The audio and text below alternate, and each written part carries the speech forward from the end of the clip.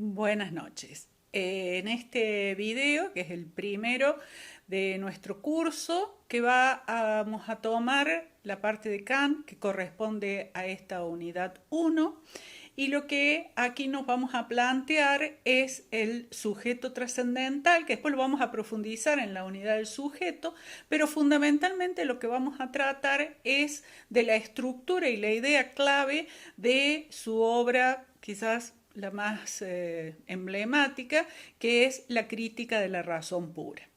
Cuando nosotros estudiamos un filósofo, lo que siempre tenemos que preguntarnos es cuál es la pregunta que lo moviliza, cuál es la pregunta que él intenta responder con ese desarrollo del concepto que él está promoviendo. En este caso, la idea que quiere trabajar Kant es la de sujeto trascendental. Entonces tenemos que saber para qué le interesa desarrollar esta noción de sujeto trascendental. La pregunta que se plantea Kant es ¿qué es lo que hizo posible a la ciencia? En la época de Kant, la ciencia es la ciencia físico-matemática, particularmente de Newton. Newton es un físico, un astrónomo, que fundamentalmente lo que hace es articular todo el saber del campo de la física, o sea que define el mismo campo de la física. Entonces, tiene un alto valor para el conocimiento porque le da estabilidad a esa área del saber.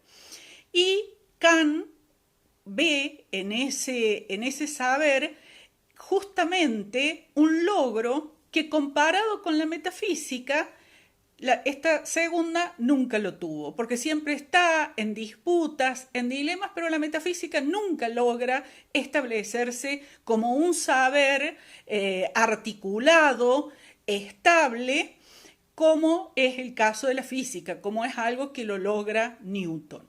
Entonces Kant dice, bueno, ¿qué es lo que hizo posible que Newton, digamos, desarrollara esta teoría? Pero en realidad estamos planteando mal la pregunta si la planteamos así. No es que Newton sea el logro, sino que más bien la pregunta que se hace Kant es cómo es que la humanidad llegó a desarrollar la ciencia, la de la física en este caso.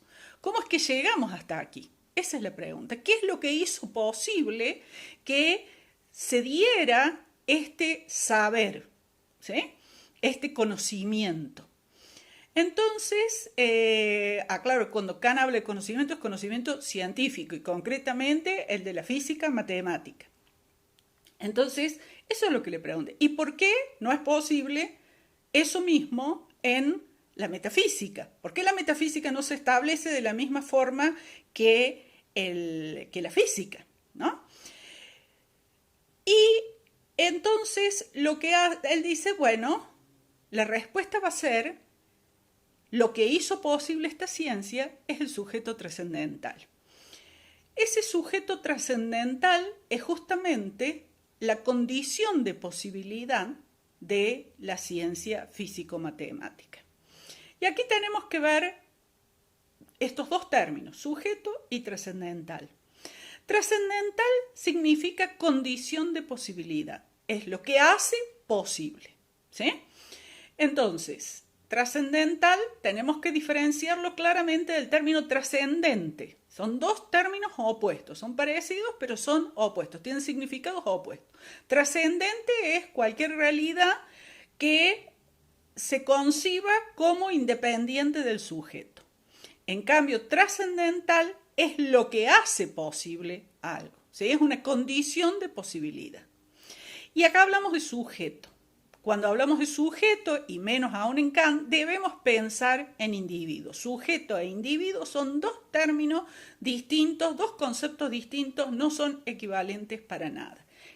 ¿A qué se refiere Kant cuando habla de sujeto? Se refiere a un conjunto de estructuras. Entonces, cuando tenemos el término sujeto trascendental, estamos hablando de un conjunto de estructuras que hacen posible ¿qué cosa? Hacen posible dos cosas, la ciencia y la ética. Ese es el sujeto trascendental. Nosotros vamos a estudiar cómo hace posible la ciencia. Entonces, él desarrolla una obra que se llama La crítica de la razón pura para ver cómo ese sujeto trascendental hace posible a la ciencia. En otra obra, por ejemplo, va a hacer lo mismo con la ética. ¿Y qué es en definitiva este sujeto trascendental? Este sujeto trascendental es la racionalidad, es la razón, mejor. Es la razón. ¿Qué razón? La razón humana. ¿Sí? Esa razón humana es justamente el sujeto trascendental. Es la razón la que hace posible a la ciencia. La razón, cuando está dirigida hacia el conocimiento, es una razón teórica, y cuando está dirigida hacia la distinción entre el bien y el mal, es una razón práctica. ¿Sí? A nosotros nos va a interesar la razón teórica. La razón teórica está dirigida al conocimiento, y conocimiento del mundo, ¿sí? Del mundo natural. ¿Sí? Bien, todas estas ideas son importantes para el tema de nuestra unidad, que es la problematicidad que presenta la psicología como conocimiento científico. O sea que en todo esto no tenemos que perder esa noción. Entonces, ¿qué es lo que vamos a hacer aquí? Aquí vamos a ver cuál es ese estudio que él hace de este sujeto trascendental en la obra La crítica de la razón pura. A mí me gustaría que ustedes acompañen este video con un cuadro que yo voy a subir ahí al aula virtual, que es el cuadro justamente para acompañar este video, que es el cuadro donde está la estructura de la crítica de la razón pura. En ese cuadro tenemos distintas filas que le hemos puesto distintos nombres y vamos a irlos analizando, y a medida que vamos haciendo eso vamos a ir presentando las nociones principales. La primera, columna lo que va a hacer es presentarnos las distintas partes de esta obra. Y vamos a distinguir 3 de esas partes. Nosotros vamos a tratar 3 de esas partes. La estética trascendental, la analítica trascendental y la dialéctica trascendental. En la segunda vamos a ver qué facultad se estudia en cada una de esas partes. Entonces vamos a ver que hay 3 facultades. La sensibilidad, que se estudia en la estética trascendental, el entendimiento, que se estudia en la analítica trascendental, y la razón, que se estudia en la dialéctica trascendental. ¿Qué son estas facultades? Estas facultades son estructuras que ellas mismas en conjunto constituyen toda la razón humana. ¿Sí? O sea que son estructuras. Todas estas estructuras van a tener una parte receptiva y una parte activa. La parte receptiva, ¿por qué una parte receptiva? Porque se trata de facultades humanas. O sea, la razón es la razón humana, no es la razón divina, no es la razón angelical, es la razón humana. Esa razón humana tiene límites, puesto que nosotros somos seres finitos, entonces tiene límites. ¿Cuáles son los límites de esa razón humana? Uno de los límites principales es justamente su finitud, digamos, está dada por este límite que es el de la receptividad. ¿Qué quiere decir eso? Que esa razón humana no se puede poner en marcha si no recibe algo, ¿sí? Es decir, que tiene que haber algo, como vamos a decir, si se trata de un motor, tiene que haber un combustible para que pueda funcionar, o sea, tiene que recibir algo. Pero esa sería la parte receptiva. Después vamos a ver qué pasa en cada una de las facultades. Y por otro lado, tiene una parte activa. Esa parte activa es eso propio de cada una de estas facultades. Y eso es a priori. ¿Sí? ¿Qué quiere decir a priori? Que es independiente de la experiencia. O sea que son estructuras que están antes de la experiencia.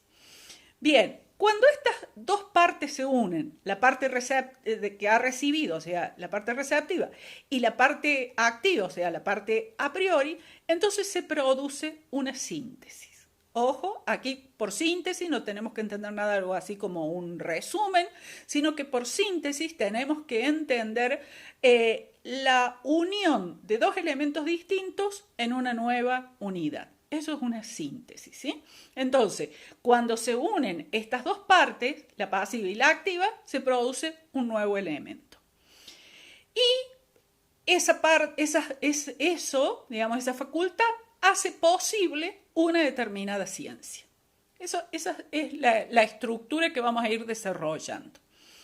En la estética trascendental habíamos dicho que se estudia la facultad de la sensibilidad. La sensibilidad, ¿sí?, tiene una parte receptiva. ¿Cuál es la parte receptiva? Es justamente los datos de los sentidos. Los sonidos, los colores, los olores. Esa es la información de los sentidos, ¿sí? Eso es lo que recibe esta facultad, que es la sensibilidad, y eso es lo que la pone en marcha. Y a su vez, la facultad de la sensibilidad tiene estructuras que son propias, y esas estructuras son dos: el espacio y el tiempo. Es decir, que estamos diciendo que el espacio y el tiempo son estructuras que están en el sujeto, no fuera del sujeto, no en la realidad, no en las cosas, sino que están en el sujeto. Concretamente, son estructuras de la sensibilidad, son formas a priori de la sensibilidad. Cuando el espacio y el tiempo se unen a los datos de los sentidos, lo que obtenemos es el fenómeno. Es decir, que el fenómeno está constituido por los datos de los sentidos y por las formas de espacio y de tiempo. Yo ahora estoy presentando esto, después todo esto lo vamos a desarrollar y lo vamos a profundizar. Bien, ¿cuál es la ciencia que se plantea, que hace posible esta facultad? La matemática, ¿sí? Y la pregunta que intenta responder es cómo es posible la matemática. La matemática es posible gracias a estas estructuras de la sensibilidad. Bien, tenemos otra facultad más, que es el entendimiento. El entendimiento es una facultad que la va a estudiar en la analítica trascendental. Esta facultad tiene también una parte receptiva, porque sigue siendo una facultad humana. ¿Cuál es la parte receptiva? Bueno, justamente la parte receptiva es el fenómeno. ¿Qué se lo da a quién? La sensibilidad, ¿sí? Es decir, que la sensibilidad le pasa al entendimiento el fenómeno que ella ha constituido. Bien, entonces, cuando tenemos ese fenómeno, el entendimiento que tiene su propia parte activa, es decir, tiene sus propias estructuras. Y cuando tenemos esas estructuras, que son las categorías, o sea que las categorías son las estructuras a priori del entendimiento. Esas categorías, cuando se unen con el fenómeno, obtenemos el objeto. Es decir, que el objeto está constituido por el fenómeno más las categorías. La pregunta que se hace Kant es ¿cómo es posible la física? Gracias al entendimiento, gracias a esta unión del fenómeno con las categorías. Y eso justamente es lo que hace posible a la física. Es decir, que con la ciencia y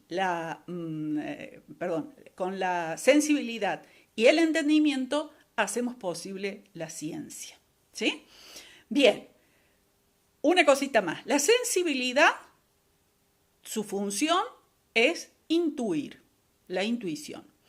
Y el entendimiento, su función es lo que nos permite pensar. Podemos pensar gracias al entendimiento. Y para Kant, pensar equivale a juzgar. Y termina ahí la cosa. Bueno, ya sabemos qué es lo que hizo posible la ciencia. Estas dos facultades humanas, la sensibilidad y el entendimiento. Fíjense que la pregunta no era cómo es que Newton llega a la física, no es una pregunta psicológica, ¿sí? Es una pregunta, digamos, cómo es que la humanidad, o sea, que la física es una especie de patrimonio de la humanidad, cómo es que la humanidad llegó, cómo es que llega gracias a la sensibilidad y el entendimiento que trabajan juntas. ¿Sí? Bien, entonces lo que tenemos aquí es esta estructura. Pero para ahí la cosa no, porque la razón humana no le alcanza eso. Quiere ir más allá. Entonces empieza a buscar fundamento de fundamento de fundamento. Y si bien recibe la razón, también la razón la va a estudiar en la dialéctica trascendental, va a tener una parte pasiva, va a recibir los objetos que ha logrado el entendimiento, junto con la sensibilidad, claro, va a recibir esos objetos y los va a ir organizando en centros, digamos, y va a llegar a 3 ideas, que son la síntesis que produce la razón.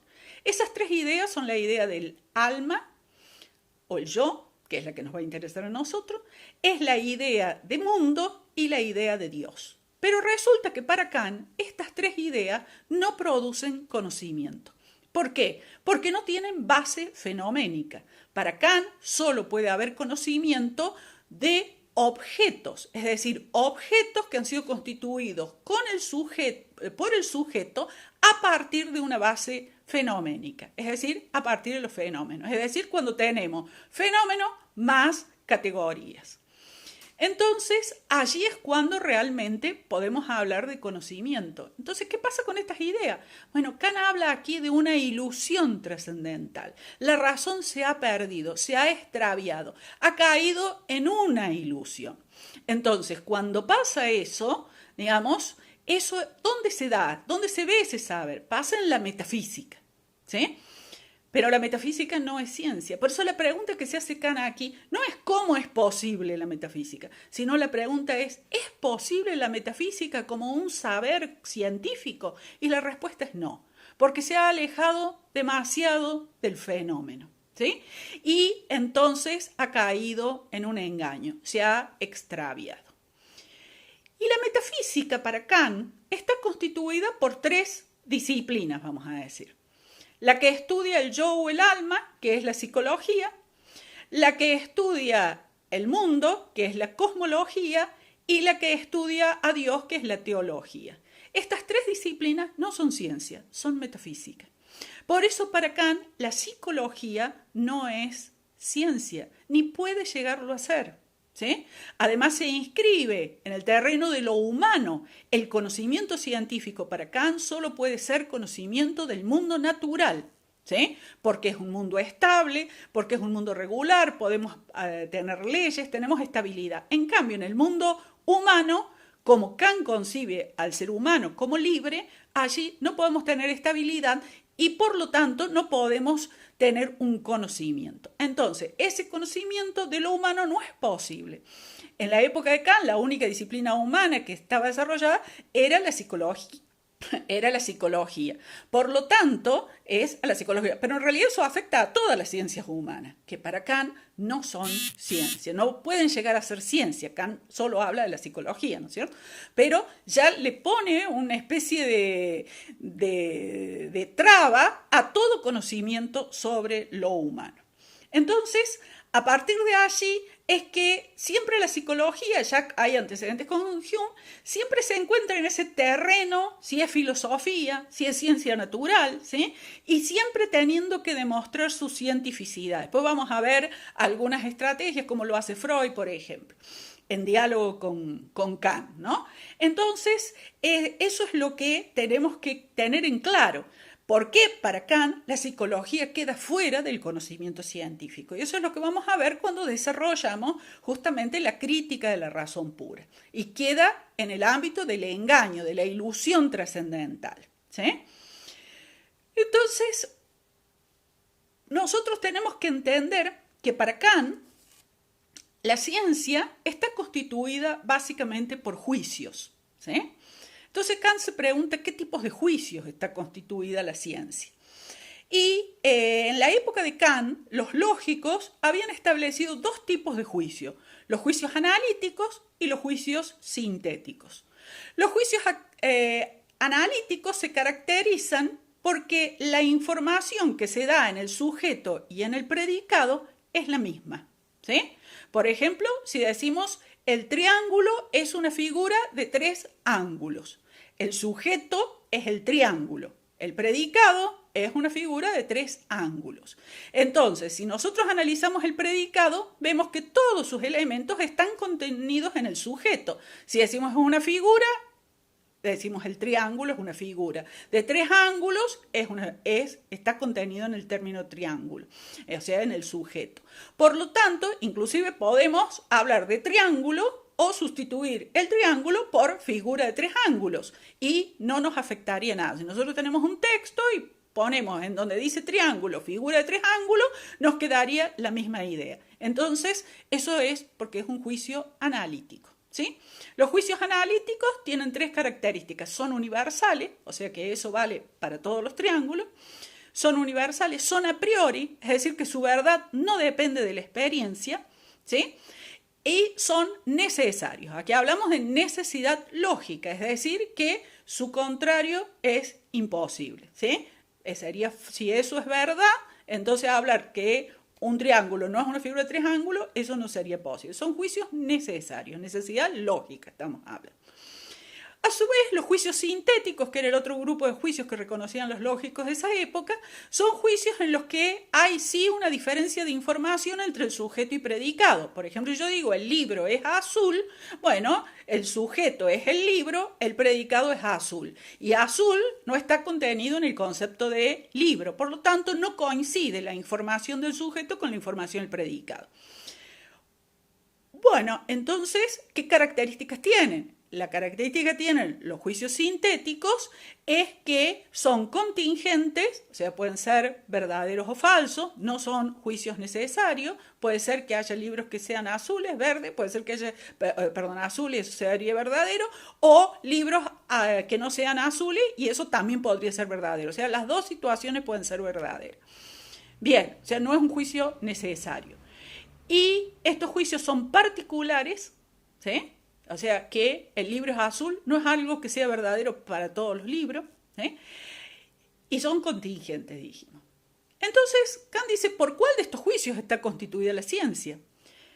Los juicios analíticos, como dijimos, tienen cosas buenas. Por ejemplo, son necesarios, son universales, son a priori, pero tienen un problema, que no aumentan el conocimiento, porque la información que se da en el predicado coincide con el sujeto, no me aumenta el conocimiento, no me aumenta la información.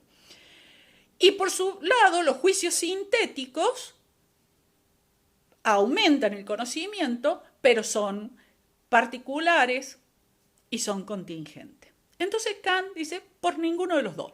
La ciencia tiene que estar constituida por un tercer tipo de juicios y son los juicios sintéticos a priori. Los juicios sintéticos a priori son juicios que aumentan el conocimiento y son juicios que, además de aumentar el conocimiento, son a priori, son universales, son necesarios, ¿sí? Un ejemplo que da el propio Kant, por ejemplo, la línea recta es la distancia más corta entre dos puntos, ¿sí? Si nosotros analizamos, bueno, punto, si está contenido en línea recta, pues la línea recta es una sucesión de puntos, pero distancia más corta, 2, esos no están contenidos en el concepto de línea recta, por lo tanto es un juicio sintético, pero es un juicio universal, vale para todas las líneas rectas, es un juicio necesario, es necesariamente verdadero y aunque después históricamente eso puede modificarse, pero para la época de Kant no, y fundamentalmente son juicios a priori, ¿sí? O sea, recuerden que a priori significa independiente de la experiencia. Entonces, la pregunta que se hace Kant se reformula. Cuando Kant se pregunta cómo es posible la matemática, se va a preguntar cómo son posibles los juicios sintéticos a priori en la matemática. Ambas preguntas equivalen. Y cuando se pregunta cómo es posible la física, se va a preguntar cómo es posible los juicios sintéticos a priori de la física. Es decir, ¿qué es lo que hace posible que la matemática tenga juicios sintéticos a priori y que la física tenga juicios sintéticos a priori? La respuesta, como vimos, es la razón humana, ¿sí? Bien, y con la metafísica se va a preguntar, ¿es posible que la metafísica tenga juicios sintéticos a priori? ¿Mm? O sea, ¿es posible que la psicología tenga juicios sintéticos a priori? ¿Es posible que la cosmología, que la teología tengan juicios sintéticos a priori? Bueno, la respuesta va a ser no, ¿sí? Por lo que ya vimos, ¿sí? La metafísica implica una razón que se ha perdido, que se ha caído en la ilusión, en el engaño. Después vamos a ver que esa ilusión es parte de la condición humana, o sea, saber que nos engañamos, eso no implica, porque casi todas las culturas han tenido una idea de yo, de alma, han tenido una idea de mundo, han tenido una idea de Dios, pero eso no constituye el conocimiento.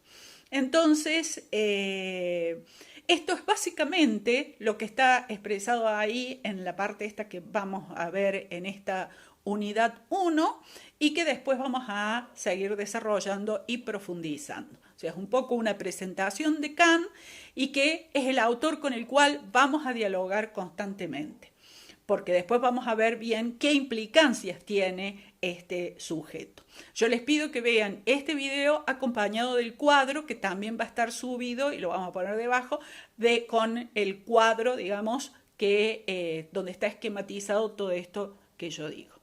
Bueno, nos vemos en el próximo video.